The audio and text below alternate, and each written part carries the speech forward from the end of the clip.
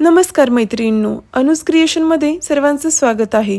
Simple home decoration आणि प्रत्येक महाराष्ट्रीयन सणाचे डेकोरेशन व ते कसे साजरे करावेत असे वेगवेगळे व्हिडिओज पाहण्यासाठी सबस्क्राइब करा। तर आज मी घेऊन आली आहे गणपती डेकोरेशनचा व्हिडिओ। माझे गाव सातारा जिल्ह्यातील धूम आहे। तेथे प्रसिद्ध असलेले नरसिंह मंदिर व तेथे असलेल्या शंकराच्या मंदिराच्या समोरील पुष्करणी कासवाची प्रतिकृती आम्ही तयार केली आहे। तर चला पाहू।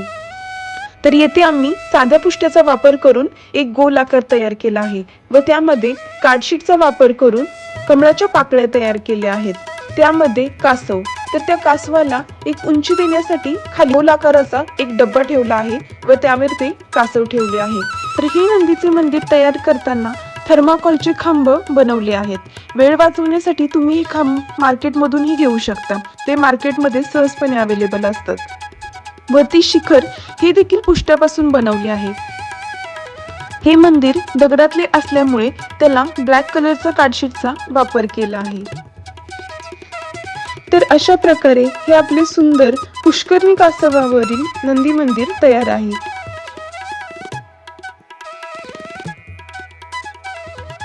हे मंदिर हे शंकराच्या मंदिराच्या अगदी समोर असल्यामुळे शंकराची शॅडो प्रतिकृती तयार करून ती गणपतीच्या पाठीमागे ठेवलेली आहे। त्यामुळे अतिशय सुंदर असा लुक येतो।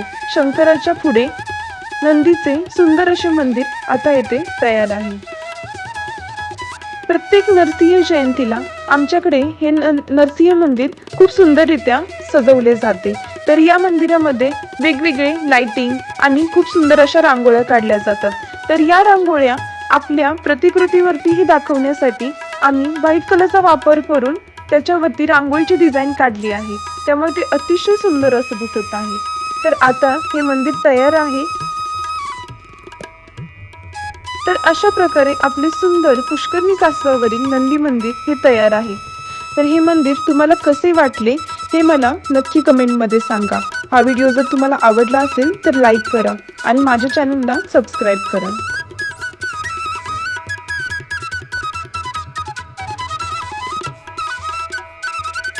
Thank you.